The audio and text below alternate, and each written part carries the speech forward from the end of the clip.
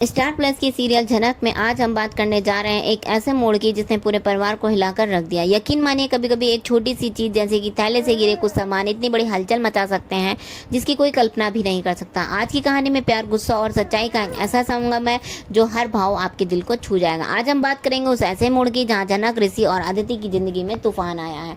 कल्पना कीजिए एक अस्पताल का सीन है जहाँ चारों ओर अफरा तफरी मची हुई है, लोग भागदौड़ में लगे हैं, माहौल टेंशन से भरा हुआ है और तभी झनक का थैला गिर जाता है। उस थैले से गिरते हैं कुछ सामान, शंखा, पोला और मांग का सिंदूर। पूरा अस्पताल सन्नाटे में डूब जाता है। सबकी नजरें झनक पर टिक जाती हैं। झनक एकदम हक्की पक्की खड़ी रह जाती है, लेकिन कुछ पल के बाद वो बोलती है, हाँ तो क्या, ये सब मैंने अपने बैग में क्यों नहीं रख सकती? ये मेरी सुहागन की निशानी है। लेकिन उसके शब्दों में सिर्फ जवाब नहीं था, एक दर्द था, एक छुपा हुआ गुस्सा था। झनक की आंखों में आंसू थे मगर वो रुकी नहीं। उसने कहा, आप लोगों को क्या लगता है मैं यूं ही सब कुछ लेकर घूमती हूँ? गाँव वालों की नजरों से बचने के लिए ये सब साथ रखती हूँ ताकि कोई ये ना कह सके कि मेरी शादी टूट गई है या मैं अब सुहागन नहीं रही। सभी लोग उसकी तरफ देख रहे थे, लेकिन झनक अपने शब्दों से पीछे नहीं हटी। वो फिर कहती है, और हाँ, ऋषि को मैं अपना पति नहीं मानती, वो मेरे लिए कुछ भी नहीं है। इस वाक्य से जैसे सबके होश उड़ा दिए।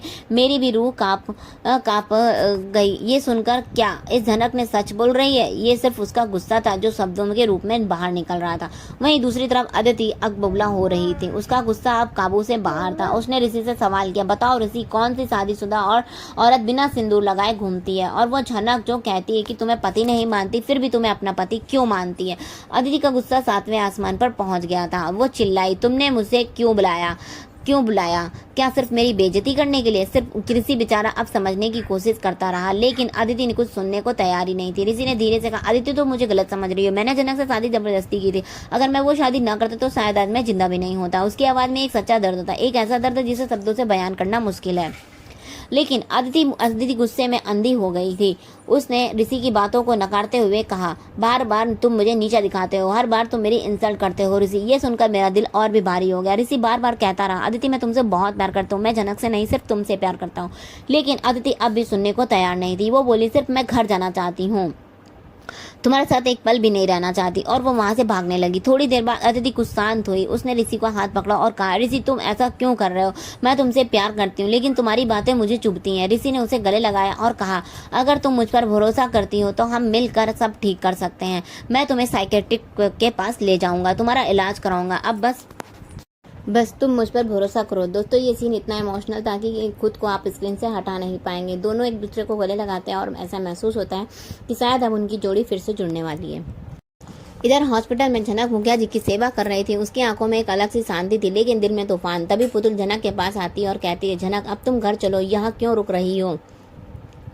लेकिन जनक एक टक जवाब देती है, नहीं मैं यहीं रहूंगी। मेरा ये जवाब छोटा जरूर था, लेकिन इसमें बहुत कुछ छुपा हुआ था। एक लड़की जो सब कुछ सह कर भी अपने फैसलों पर अड़िग है, वो जनक आज किसी के लिए नहीं, सिर्फ अपने सम्मान के लिए खड़ी है। एक तरफ ऋषि और अदिति अपने रिश्ते को जोड़ने की कोशिश में है, तो दूसरी तरफ जनक अपनी पहचान, अपनी इज्जत और अपने हक के लिए लड़ रही है। ये कहानी सिर्फ एक टीवी सीरियल नहीं, बल्कि उस दर्द की झलक है जो अक्सर तो औरतें अपने अंदर दबाकर रखती हैं। हर किरदार अपनी लड़ाई है। ऋषि प्यार और जिम्मेदार के बीच फंसा हुआ है। अदिति अपने आत्मसम्मान और टूटते भरोसे के बीच जूझ रही है, और जनक अपने वो अस्तित्व की लड़ाई लड़ रही है जहां समाज की बंदिशें, रिश्तों की उलझन और अपनी सच्चाई सब एक साथ खड़ी हैं। तो दोस्तों, आज की कहानी यहीं तक, लेकिन ये तो बस शुरुआत है। आगे क्या होगा? क्या ऋषि अदिति का रिश्ता बचेगा या फिर झनक को खुद साबित कर पाएगी? क्या कभी वो दिन आएगा जब झनक को उसकी पहचान बिना किसी सवाल के मिलेगी? ये सब जानने के लिए जुड़े रहिए हमारे साथ। झनक की कहानी वहां से आगे बढ़ती है जहाँ पिछली बार हम सब ने उसकी मजबूती और भावनाओं को देखा था। मुखिया जी अब भी अस्पताल में भर्ती हैं और झनक उनके साथ पूरी ईमानदारी से डटी हुई है। वह साफ कहती है कि जब मुखिया जी की तबीयत पूरी तरह से ठीक नहीं हो जाती तब वो कहीं नहीं जाएगी। उसकी आंखों में दृढ़ निश्चय है, उसकी बातों में सच्ची प्रेम भावना झलकती है। मुखिया जी जो अस्पताल के बिस्तर पर लेटे हुए थे, झनक की बात सुनकर भावुक हो जाते हैं। उनके चेहरे पर एक सौम्यता आ जाती है और वो कहते हैं, बेटी तुम मेरी बेटी जैसी, तुम्हारा यह प्यार, यह समर्पण देखकर मेरा दिल भर आया। झनक हल्के से मुस्कुराती है, लेकिन उसकी आंखों में से फिर से नमी होती है और वो देखकर कहती है, मुखिया जी आप बस जल्दी से ठीक हो जाइए, आपके लिए कुछ भी कर सकती हूँ। तभी कहानी में आता है वह पल जो सब कुछ बदल देता है, एक ऐसा मोड़ जो दर्शकों के लिए धड़कने का तेज कर देता है। झनक और अदिति का सामना आमना हो जाता है। अदिति जो पहले से ऋषि को लेकर परेशान और नाराज है, झनक के सामने देखकर और भड़क जाती है। वह गुस्से में चिल्लाती, तू यहाँ क्या कर रही है, तुझे तो यहाँ आना ही नहीं चाहिए। लेकिन झनक वो चुप रहने वाली नहीं है। अब उसकी आवाज में आत्मविश्वास और शब्दों की सच्चाई ताकत है। वह स्पष्ट जवाब देती है, मैं यहाँ किसी और के लिए नहीं, सिर्फ मुखिया जी के लिए आई हूँ। और यहाँ शंख का पोला और सिंदूर भी ये मेरी सुहागन की निशानियां हैं, मैं इन्हें लेकर क्यों ना चलूं। अदिति के चेहरे का रंग उड़ जाता है। वह सोचती है कि कहीं झनक आज भी ऋषि को अपना पति तो नहीं मानती। तभी कैसे हिम्मत ने दोहराव का खेल खेला है। तो झनक का थैला फिर से गिर जाता है जमीन पर। फिर वहीं शंख का पोला और सिंदूर बिखर जाते हैं। पूरा हॉस्पिटल एक बार फिर सन्नाटे में डूब जाता है। इस बार वहाँ ऋषि की माँ भी मौजूद होती है। ये सब देखकर स्तब्ध रह जाती है। झनक के पास छुपाने को कुछ भी नहीं बचता। वह खुलकर बोलती है, हाँ मैं ये सब लेकर चलती हूँ, लेकिन इसका मतलब यह नहीं कि मैं ऋषि को अपना पति मानती हूँ। मैं यह सब सिर्फ इसलिए करती हूँ ताकि गाँव वालों की नज़रों से मैं बच सकूँ।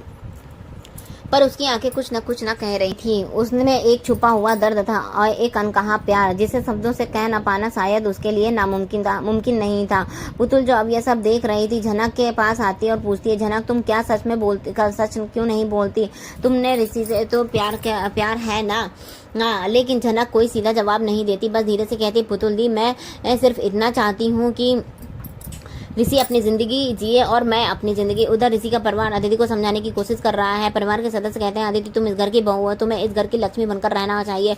अदिति जो अब तक खुद को अस्वीकार किए जाने के भाव से गुजर रही थी, अब साफ इनकार करती है। वो कहती कि मैं इस घर की लक्ष्मी नहीं हूँ, इस घर की लक्ष्मी कोई और है। तभी परिवार के से एक बुजुर्ग सदस्य की आवाज आती है, अदिति तुम इस घर की बहू हो, तुम्हें यह जिम्मेदारी निभानी होगी। यह बात अदिति के दिल को थोड़ा सुकून देती है, लेकिन उसके अंदर का गुस्सा अभी भी पूरी तरह शांत नहीं हुआ है। वह मन ही मन सोचती है कि क्या मैं वाकई में इस घर की बहू बन सकती हूँ।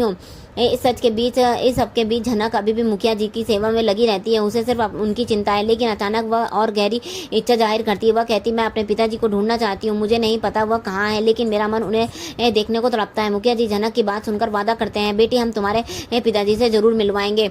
इस बीच ऋषि और अदिति के बीच रिश्ते में फिर से एक उम्मीद की किरण दिखाई देती है। अब ऋषि अदिति को देखता है और कहता है, अदिति अगर तुम भरोसा करो तो मुझ पर भरोसा करो तो सब कुछ ठीक कर सकते हो। हम दोनों मिलकर इस रिश्ते को संभाल सकते हैं। अदिति जो अब थोड़ी शांत हो चुकी है, धीमे स्वर में कहती है,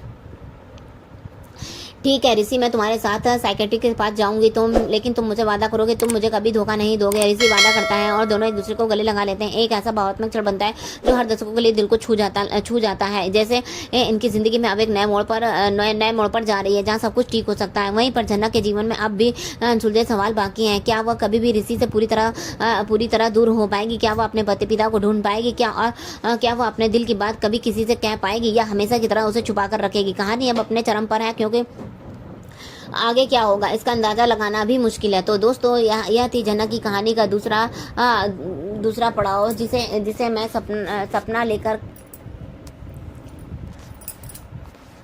आपके पास लेकर आई हूँ। अगर यह ड्रामा आपके दिल को छू गया हो तो वीडियो को लाइक करना ना भूलिए, चैनल को सब्सक्राइब कीजिए और बेल आइकन को जरूर दबाइए अगला एपिसोड मिस ना होने पाए। इसलिए कमेंट में बताइए कि आपको कैसा लगा। क्या झनक और ऋषि का रिश्ता बचेगा या फिर अदिति की ऋषि की जोड़ी बनेगी? पूरा एपिसोड देखने के लिए बने रहे हमारे चैनल पर नए तो सब्सक्राइब कीजिएगा, वीडियो को लाइक कमेंट शेयर करना बिल्कुल भी मत भूलिएगा, क्योंकि आगे का आने वाला है ड्रामा अब और भी दिलचस्प होने वाला है एपिसोड। मिलते हैं नेक्स्ट एपिसोड में। बाय बाय, राधे राधे, जय श्री राम।